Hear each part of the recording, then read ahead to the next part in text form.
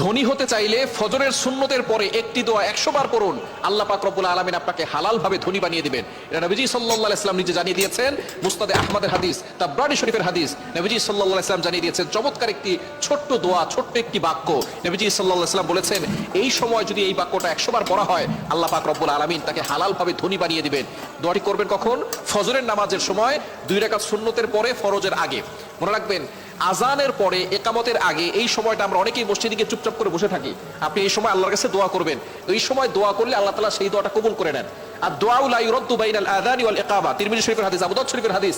আযান ও ইকামতের মাঝখানে দোয়া করলে সেই দোয়াটা কবুল ফিরিয়ে দেওয়া হয় না, সেই দোয়া কবুল করা হয়। আপনি যখনই যেই নামাজে মসজিদে যাবেন, আযান দিয়েছে, ইকামত হতে একটু দেরি হয়, আপনি সুন্নত পড়ে চুপচাপ বসে থাকবেন না, গল্প করবেন না, আপনি আল্লাহর কাছে দোয়া করবেন। আল্লাহ তাআলা আপনার সকল দোয়াগুলো কবুল করবেন।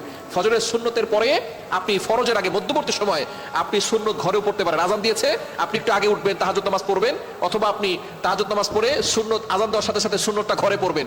ঘরে পড়ে মসজিদ যদি কাছে হয় তাহলে ঘরে বসে আমল করতে পারবেন, অথবা আপনি চলতে ফিরতে আপনি আমলটা করতে পারবেন। দোয়াটি হচ্ছে লা ইলাহা ইল্লাল্লাহুল মালিকুল হাক্কুল মুবিন। এই দোয়াটা যদি আপনি পড়তে পারেন, আল্লাহ তাআলা আপনার দারিদ্রতা দূর করবেন, অভাব দূর করবেন, রিজিকে আল্লাহ তাআলা প্রশস্ততা দিবেন, এবং আল্লাহ পাক রব্বুল আলামিন হালাল ভাবে আপনাকে সম্পদশালী বানাবেন। লা ইলাহা ইল্লাল্লাহুল মালিকুল হাক্কুল মুবিন। অন্য রাওয়াত দ্বারা জানা যায়, বাইহাকী শরীফের হাদিসের ভিতরে এসেছে, এই দোয়া পড়লে আল্লাহ পাক রব্বুল আলামিন তার গুনাহ মাফ করেন এবং আল্লাহ তাআলা তার কবরের আযাবকে বন্ধ করে দেন। কবরের আযাব মাফ হয়ে যাবে। লা ইলাহা ইল্লাল্লাহুল মালিকুল হাক্কুল মুবিন, কবরের আযাব বন্ধ হবে। এটা বাইহাকী শরীফের ভিতরে এসেছে। আর এই দোয়ার মাধ্যমে সম্পদ বৃদ্ধি হবে, অভাব দূর হবে। এটা মুসনাদে আহমদের হাদিস এবং তাবরানী শরীফের ভিতরে এসেছে। সুতরাং আপনি আমলটি করতে পারেন ফজরের নামাজের সময়, 2 রাকাত সুন্নতের পরে, ফরজের আগে, মধ্যবর্তী সময়ে 100 বার পড়বেন লা ইলাহা ইল্লাল্লাহুল মালিকুল হাক্কুল মুবিন।